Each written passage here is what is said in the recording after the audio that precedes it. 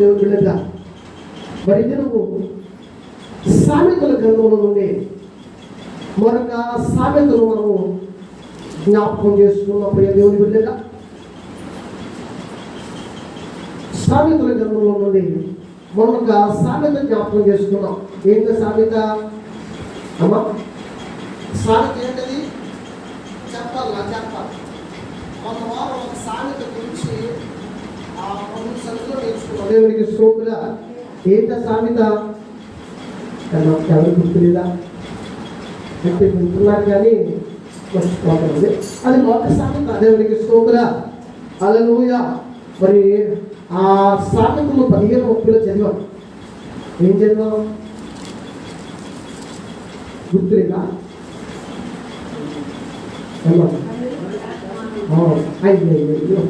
మన కన్నుల గురించే చెప్పుకున్నాం.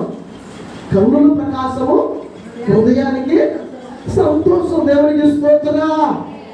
కన్నుల ప్రకాశం. మన బిడ్డలు కన్నుల ముందు ప్రకాశంగా ఉంటే మనకు సంతోషం, హృదయానికి సంతోషం. దుఃఖం ఏమి లేకుండా, బాధ ఏమి లేకుండా మనకు సంతోషం. దేవునికి స్తోత్రం. హల్లెలూయా అని చెప్పాం. దాన్ని బట్టి చాలా విషయాలు మాట్లాడుకున్నాం. ఈరోజు ఇంకొక మాటల గురించి సామెతకారుడు ఇంకొక మాట సామెతలు చెప్పాడు. సామెతలు 16వ అధ్యాయము 24వ వచనాన్ని చదువుకుందాం.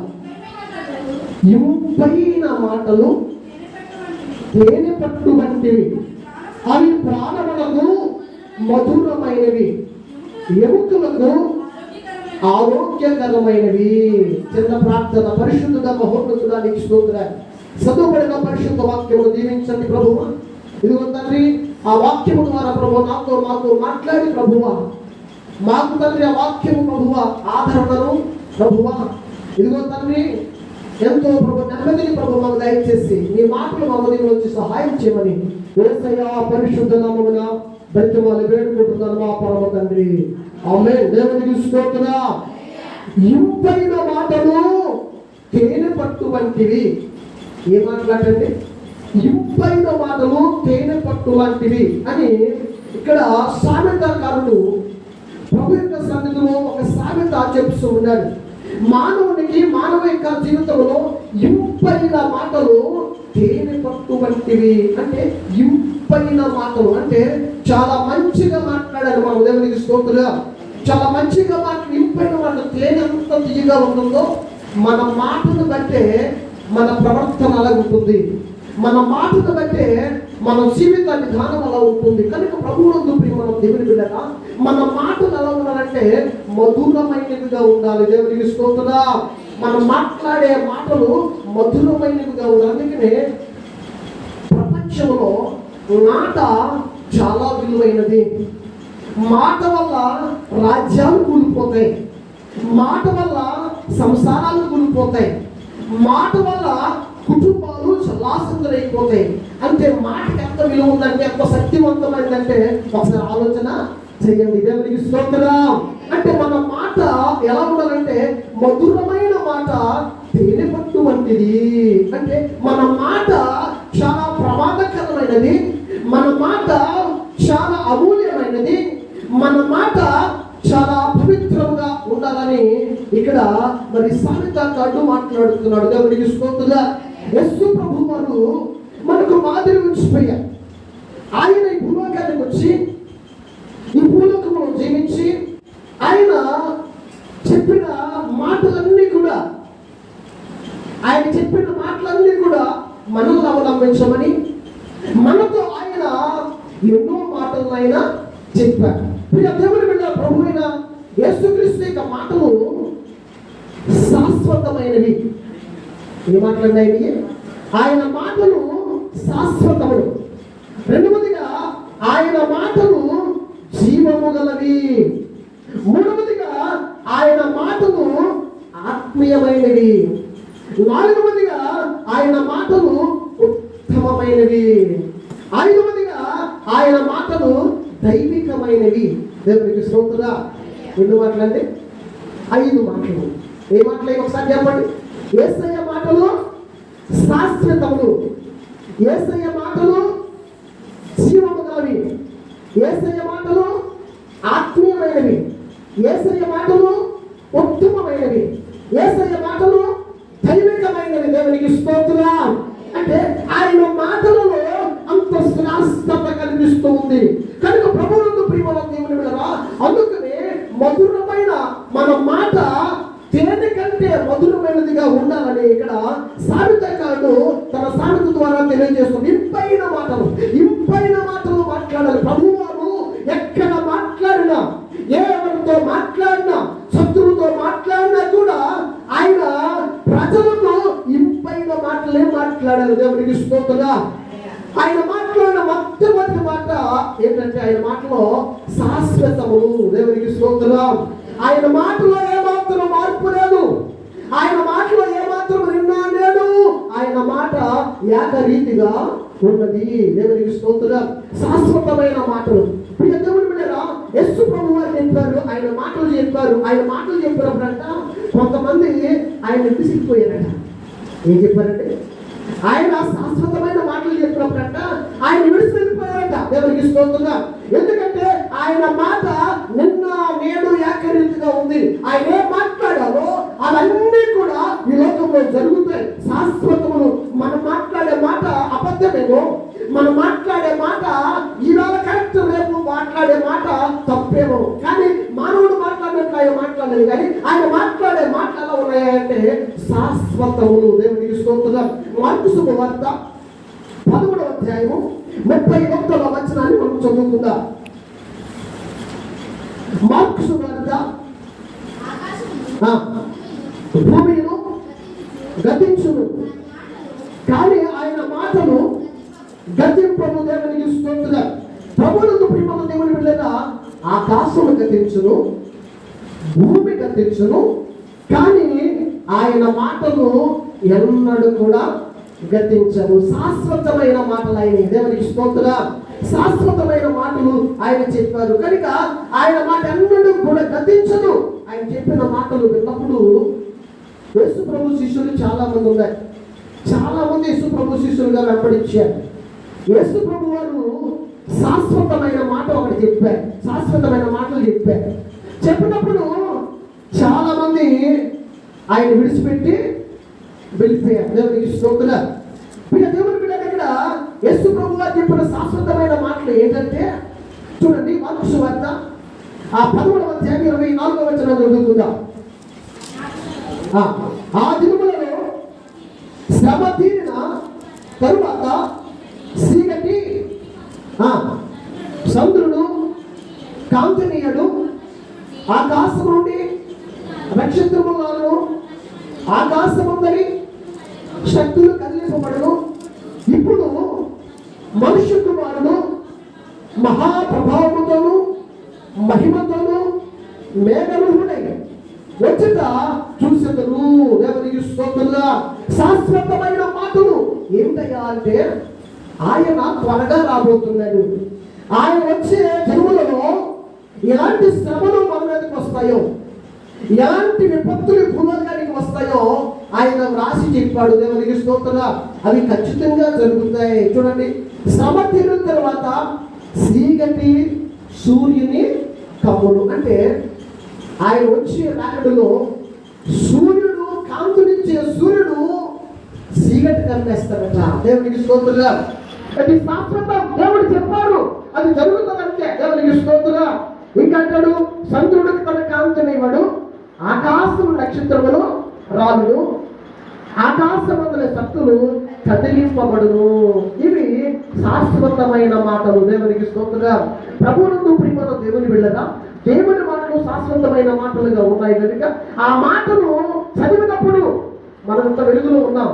ఈ సూర్యుడు కనుక కాంతినివ్వకపోతే మనకేమీ కనబడదు. మనం చచ్చిన వారమే. ఏం కనబడదు మనకే. చంద్రుడు తన కాంతినివ్వకపోతే రాత్రికాల సమయంలో మనము జీవించలేము.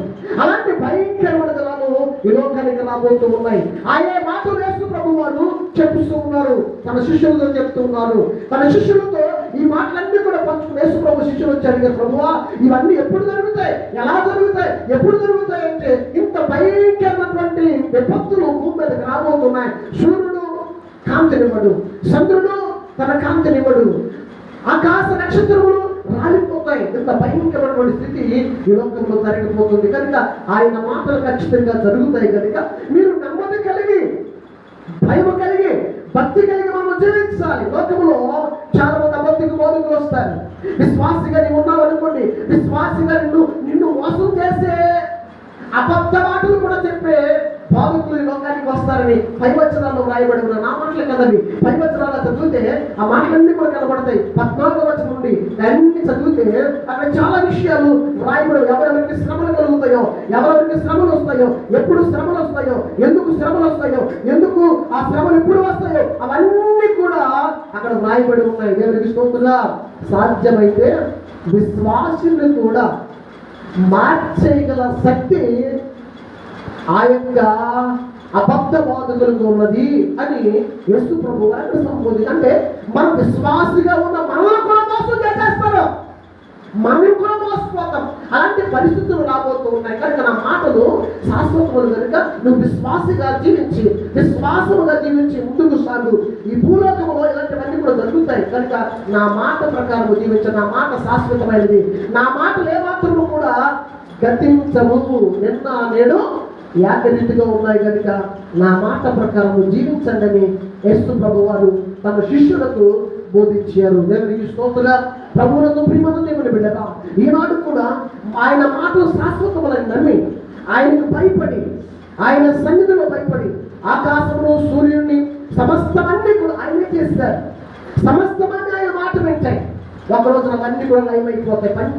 పంచభూతములు లైమైపోతాయి. మహావేంద్రంతో లైమైపోతాయి కనుక ఆయన మాటలు ఖచ్చితంగా జరుగుతాయి కనుక ఎప్పుడు లైమైపోతాయో తెలియదు, ఎప్పుడు అంతర్ధానమైపోతాయో తెలియదు కనుక మనము దేవుని యందు విశ్వాసము కలిగి ఆయన మాటలు శాశ్వతమని ఆయన మాటలు పదే మనం గుర్తు చేసుకుంటూ ప్రభువులో ముందుకు సాగాలి. దేవునికి స్తోత్రంగా. రెండవ మాట, ఆయన మాటలో జీవమున్నది. ఏముందటండి? జీవమున్నది. దేవునికి స్తోత్రం. హల్లెలూయా. యోహాను సువార్త 6వ అధ్యాయము, యోహాను సువార్త 6వ అధ్యాయము 68వ వచనాన్ని చదువుకుందాం. పేతురు, ప్రభువా ఎవరి యొద్దకు వెళ్ళదుము? నీవే నిత్య జీవపు మాటలు గలవాడము. దేవునికి స్తోత్రం. ఆయన మాటలంతా నిత్య జీవపు గల మాటలు. దేవునికి స్తోత్రం. ప్రియ దేవుని బిడ్డగా యేసు ప్రభు వారి యొక్క మాటలు ఎలా ఉన్నాయంటే నిత్య జీవాన్ని ఇచ్చే మాటలుగా ఉన్నాయి. యేసు ప్రభు వారి శిష్యులు చాలా మంది ఉండేవారు. చాలా మంది ఉంటే ఆయనతో వస్తూ ఉంటే ఆయన అన్నాడు ఒక రోజున, ఇంకా కింద వచనాలు, అదే అధ్యాయం కింద వచనాలు చదివితే మాటలు ఆయన చదవద్దు. ఏమన్నారంటే, మీరు నాతోనే ఉన్నారు కానీ మీలో అనేక మంది అవిశ్వాసులుగా ఉన్నారయ్యా అని యేసు ప్రభు వారు తన శిష్యులతో చెప్పారు. ఏం చెప్పారంటే, ఏం చెప్పారు? ఆయన శిష్యులు 12 మంది కాదు, చాలా మంది వెంబడించారు. చాలా మంది వెంబడిస్తే ఆ అధ్యాయం మనము ఆ యోహాను సువార్త 6వ అధ్యాయం మనం చదివితే అక్కడ చూడండి, ఒకసారి ఒక మాట చదివి మనం ముగిందాం. 28వ వచనాన్ని, సారీ 6వ అధ్యాయము 65వ వచనం చదువురా.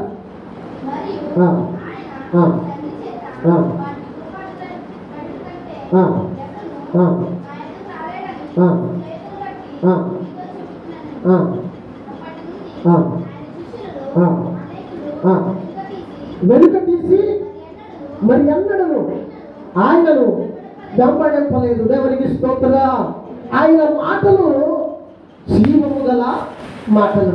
ఆయన చెప్పాడు, నన్ను వెంబడించువాడు, నా మాట గైకొనువాడు నిత్య జీవానికి వారసుడయ్యా.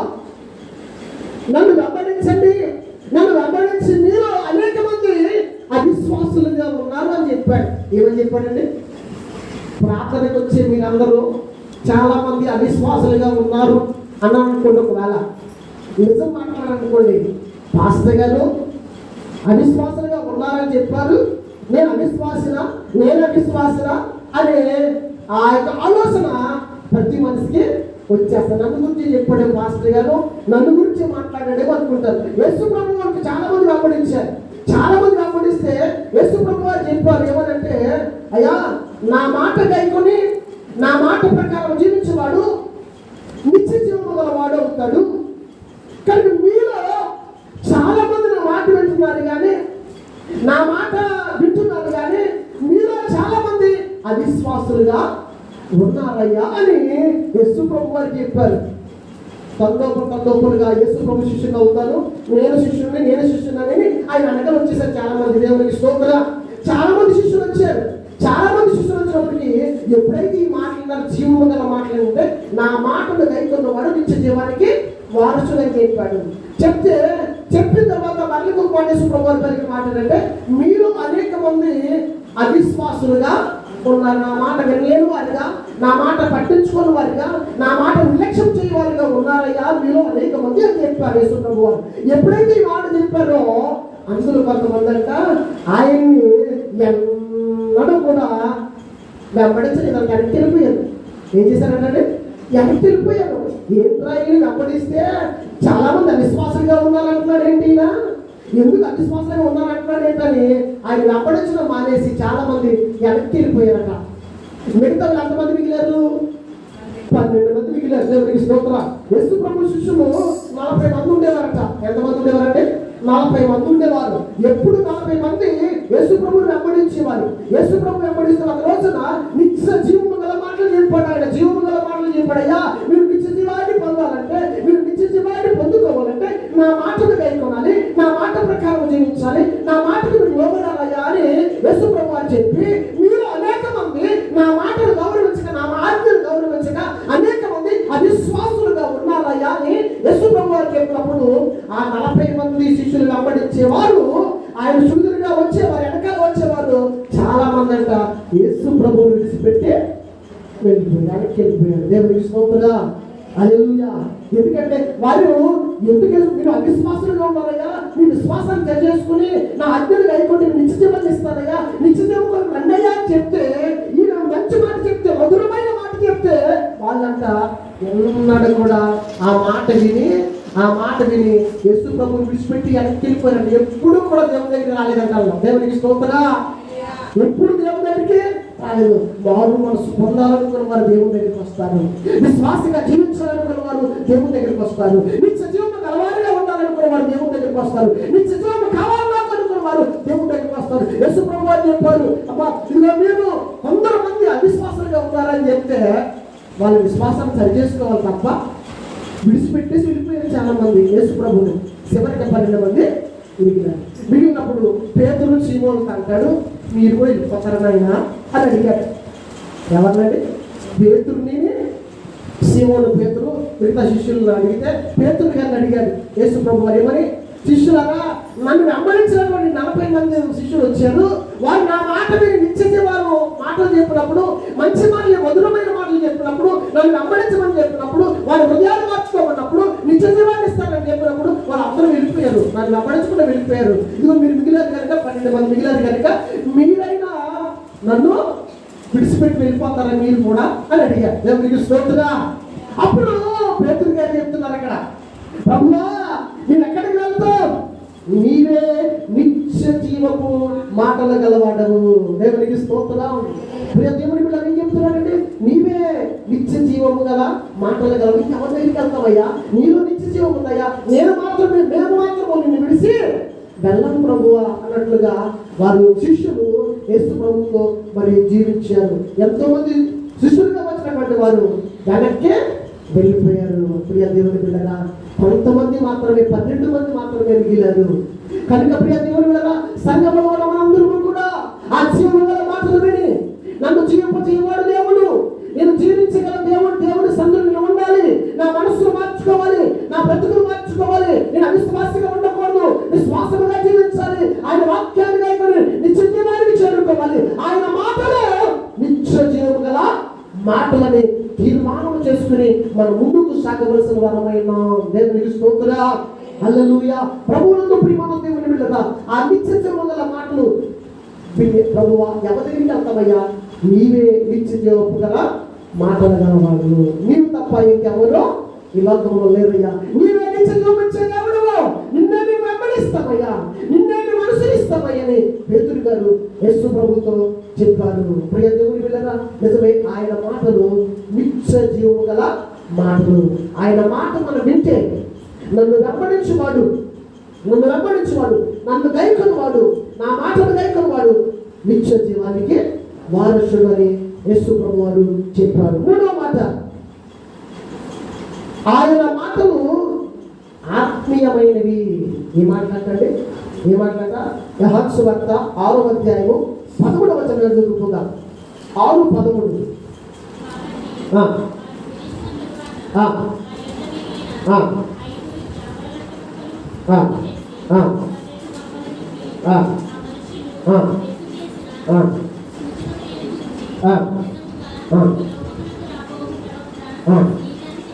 దేవునికి స్తోత్రం. మరి ఆయన మాటలు ఆత్మీయమైనవి అంటే యేసు ప్రభు వారు చెప్పారు, ఇదిగో ఆయన ఆహారమైనప్పుడు 5 రొట్టెలు 2 చేపలు 5,000 మందికి, అంటే ఆయన మాటలు ఆత్మీయ ఆహారాన్ని ఇస్తాయి. దేవునికి స్తోత్రం. ఆత్మీయ ఆహారాన్ని ఇస్తాయి. ప్రియ దేవుని బిడ్డగా సారేపతి విధవరాలు ఆ దేశంలో చాలా కరువు వచ్చింది. కరువు వచ్చినప్పుడు ఆమె అడుగుతుంది, ఆమె నా కొడుకు, నేను ఒక అప్పు ఉంది, చిన్న పిండి ఉంది, అప్పును చేసుకుని తినేసి చచ్చిపోదామన్నట్టుగా అడుగుకెళ్ళి పొలం ఏరుకుంటుంది. పొలం ఏరుకుంటే దైవజనుడు వెళ్ళాడు. దైవజనుడు వెళ్ళి పొలం వచ్చిన తర్వాత, అమ్మ నాకు ఆకలి వేస్తుంది, ఒక అప్పు నాకు పెట్టమ్మా అన్నాడు. అప్పు చేసి పెట్టమ్మా అన్నాడు. ఆ ఉదయం అనుకుంది, ఈరోజే ఒక అప్పం ఉంటే చేసుకుని నా కొడుకు నేను తిని చచ్చిపోదాం అనుకుంటున్నాము, చాలా కరువు ఉంది, ఈయన వచ్చారేంటి, సరే ఆ దైవజనుడి మాట విందాం, ఆ దైవజనుడికే ఆహారము పెట్టేద్దాం అని. ఆయన మాట ఆత్మీయమైనదని, దైవజనుడి మాట ఆత్మీయమైనదని, ఆత్మీయ దైవజనుడి మాట విని ఆ ఉన్న ఒక్క అప్పము చేసి ఆ దైవజనుడికి పెట్టేసి అయిపోయింది. దేవుడు యేసు అప్పుడు ఆ దైవజనుడు ఆయనతో చెప్పాడమ్మా, నీ కుండలో నూనె తరగదు, నీ బుడ్డిలో పిండి తరగదు. నీకు ఎన్నడూ కూడా ఎంత కరువు వచ్చినా కూడా ఏ మాత్రం కూడా నీకు బుడ్డిలో ఉన్నటువంటి నూనె తరగదు, నీ కుండలో ఉన్నటువంటి పిండి మాత్రం కూడా తరగదని దైవజనుడు దీవించాడు. ప్రియ దేవుని వల్ల ఆత్మీయమైన మాట ఆత్మీయమైన తండ్రి చెప్తే విశ్వాసిగా ఆమె ఆకలి కలిగి ఉన్నా, తన కుమారుడు ఆకలి కలిగి ఉన్నా, ఉన్న ఒక్క పిండి, కొంచెం పిండి ఆ దైవజనుడికి పెట్టేసింది. దేవునికి స్తోత్రం. అంటే ఆయన మాటలు, దేవుని మాటకి ఏమిచ్చిందనే విలువిచ్చింది. దైవజనుడి మాట ఆత్మీయమైన మాట, పూర్ణ చచ్చిపోయిన పర్లేదు దైవజనుడికి పెడదాం అనుకుంది. ఆ కాలంలో ఆ యొక్క దేశంలో భయంకరమైన కరువు వచ్చేసింది. భయంకరమైన కరువు వచ్చి చాలా మంది చచ్చిపోయారు.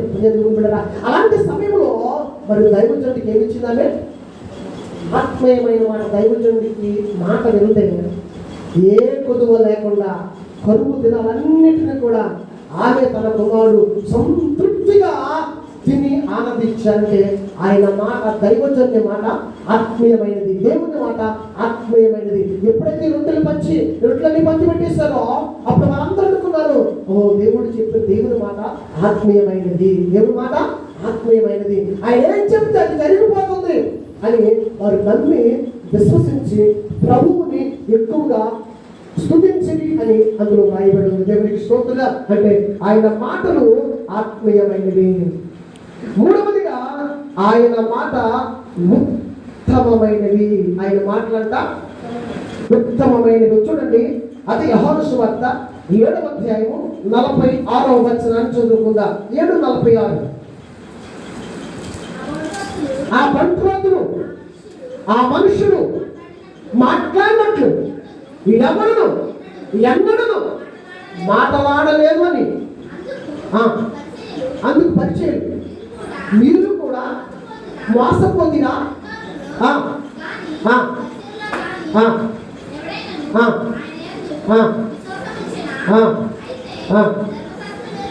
చాలా ఇక్కడ యేసు ప్రభువును పట్టుకోవడానికి బంట్రోతులు, పరిచయులు, శాస్త్రులు అనేక మంది చాలాసార్లు పట్టుకోవడానికి ప్రయత్నం చేశారు.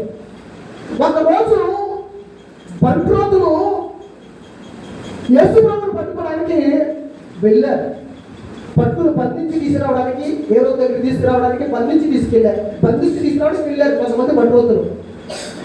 వెళ్ళినప్పుడు అక్కడ వెళ్ళిన తర్వాత యేసు ప్రభువు వారితో మాట్లాడారు. చాలా జనసమూహంతో మాట్లాడారు. మాట్లాడినప్పుడు ఆయన మాటలు ఉత్తమమైనవిగా, యథార్థమైనవిగా ఆ బంట్రోతులు కనబడ్డాయి. దేవునికి స్తోత్రంగా.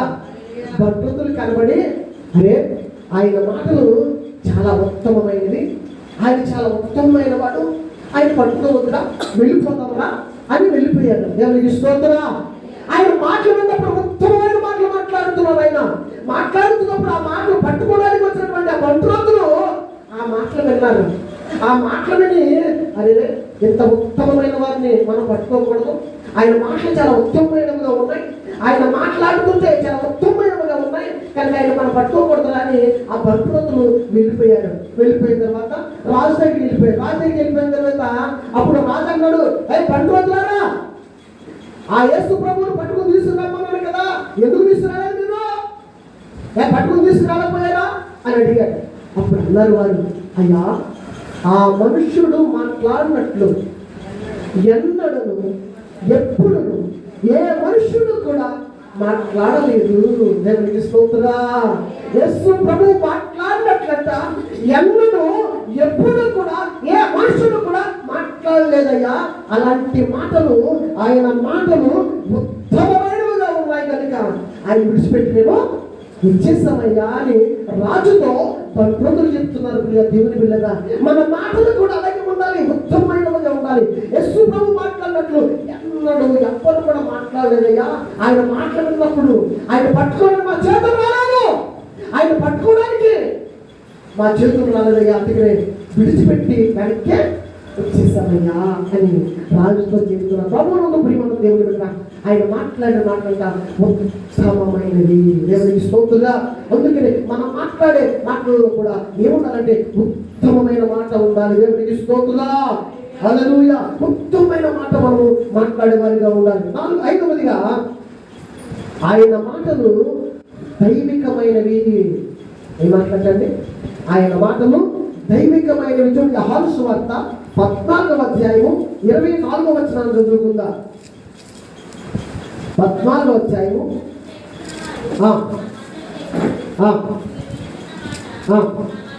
నా మాట కాదు,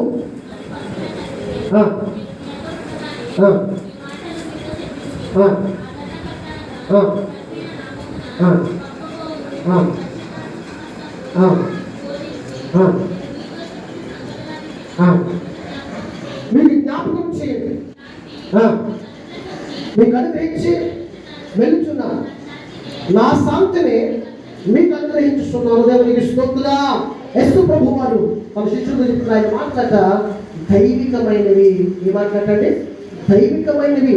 ఆ దైవికమైన మాటలు చెప్తూ ఆయన అంటాడు, ఇదివరకు మీకు చెప్పాను, నా ఆజ్ఞను ప్రేమించి నన్ను ప్రేమించి ఇదిగో నా ఆజ్ఞను హృదయపూర్వకంగా గైకొండి మీరు అని చెప్పాను. అలాంటన్నింటిని మీరు అవలంబించి దైవికమైన వారిగా ఉండండి. దేవునికి స్తోత్రం. ఆ 10వ వచనం, మీరు నన్ను ప్రేమించిన ఎలా నా ఆజ్ఞను గైకొందును, నేను తండ్రిని వేడుకొందును, మీ అంత ఎల్లప్పుడూ ఉండుటకై ఆయన నేను ఆదరణకర్తను అనగా సత్య స్వరూపమైన దేవుడు ఆత్మను మీకు అనుగ్రహిస్తున్నాను. దేవునికి స్తోత్రం. నా ఆజ్ఞను మీరు గైకొనండి. ప్రేమించిన ఆజ్ఞను గైకొంటే నేను వెళ్ళిపోతున్నాను, పరిశుద్ధాత్మను మిమ్మల్ని మీకు పంపిస్తున్నాను. ఆ పరిశుద్ధాత్మను మిమ్మల్ని దైవికముగా ఆదరిస్తాడు, దైవికముగా మిమ్మల్ని పోషిస్తాడు అని యేసు ప్రభు వారు దైవికమైన మాటలు చెప్పాడు. నేను వెళ్ళిపోతున్నాను కనుక, నేను వెళ్ళిపోతున్నాను, లోకాన్ని జయించి వెళ్ళిపోతున్నాను. నా తరువాత ఎవరు వస్తారు? ఆత్మస్వరూపి. దేవునికి స్తోత్రం. తండ్రి, కుమార, పరిశుద్ధాత్ముడు వస్తాడు. ఆ పరిశుద్ధాత్ముడి సన్నిధిలో నీవుంటే నువ్వు దైవికముగా ఉంటావు. ఆ పరిశుద్ధాత్మ నువ్వు ప్రేమిస్తే దైవికముగా ఉంటావు. నా ఆత్మను ప్రేమిస్తే, నా ఆత్మను గైకొంటే నీవు నాతోనే ఉంటావు, దేవునికి స్తోత్రం అని దైవికమైన మాటలు యేసు ప్రభు వారు తన శిష్యులతోనూ ప్రజలతోనూ బోధించారు. దేవునికి స్తోత్రం. కనుక ప్రియ దేవుని బిడ్డలారా, ఆయన మాటలు ఎలా ఉన్నాయంటే దైవికమైనవిగా ఉన్నాయి. ఆయన మాటలు శాశ్వతములు, ఆయన మాటలు ఉత్తమమైనవి. కనుక మధురమైనటువంటి మాట తేనె పట్టు కంటే తీయగా ఉంటుందట. దేవునికి స్తోత్రం. చక్కని మాట అంటున్నాడు చూడండి. మరొకసారి చదవండి 17 సామెతలు 16.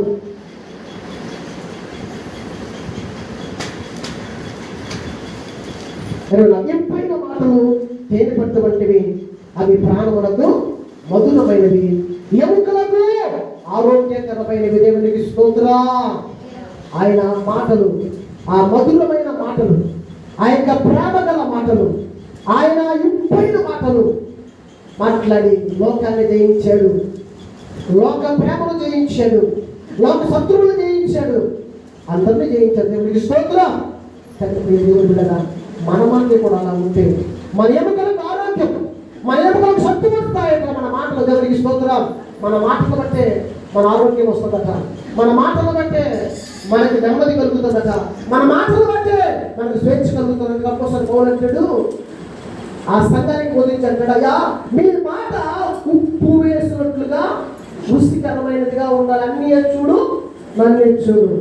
అంతా బాగున్నా కానీ మన మాట బాగాలేదనుకోండి, అన్ని బాగా ఉన్నాయి. చూడుబుడ్డు వేసుకున్నాం, చూడుబుడ్డు వేసుకుని తయారైపోయారు, చూడుబుడ్డు తయారైపోయారు. నా మాట తీరు మాట్లాడి తీరు బాగాలేదనుకోండి, ఏమంటారు? అన్ని బాగా ఉన్నాయి కానీ వాడు మాట మూర్ఖంగా ఉండదా అని దేవునికి స్తోత్రం. అందుకే అపోస్తలుడు పౌలు ఏం చెప్పాడు తెలుసా? ఇదిగో మీరు మాట్లాడే మాటలు ఎలా ఉండాలంటే ఉప్పు వేసినట్లుగా. దేవునికి స్తోత్రం. అన్ని వేసిన, ఎంత మసాలా కూరైనా, ఎంత మంచి కూరైనా మసాలా వేసి గుమ్మలాడించేసినా కూడా, మసాలా వేసి ఎన్ని దినుసులు వేసినా కూడా ఉప్పు వేయకపోతే అది రుచిగా ఉండదు. అందుకే అపోస్తలుడు పౌలు అంటాడు, మన మాటలు ఉప్పు వేసినట్లుగా రుచికరమైనగా ఉండాలి. కనుక ప్రభువునందు ప్రియమైన మన మాటలు కూడా అలా రుచికరంగా ఉందాం.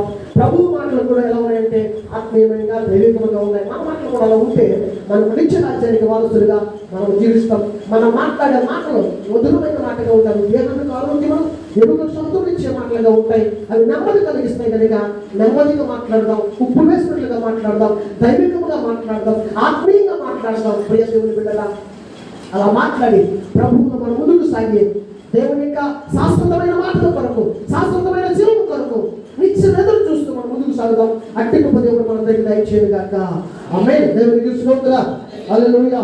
ప్రభువునందు ప్రియమైన దేవుని బిడ్డగా చిన్న ప్రార్థన. పరిశుద్ధుడా, మహోన్నతుడా, సర్వాధికారికి స్తోత్రాలు ప్రభు. నీవిచ్చిన వాక్యాన్ని బట్టి పొందరా. ఈ పరిశుద్ధ సన్నిధిలో నువ్వు మాతో మాట్లాడాలి. నీ మాటలు ఎలా ఉన్నాయో ప్రభు, మా మాటలు కూడా అలా ఉండి మీరు జీవించకపోతే వాక్యం దయచేయమని యేసు పరిశుద్ధ నామమున వేడుకున్నాను. ఆమేన్. దేవుని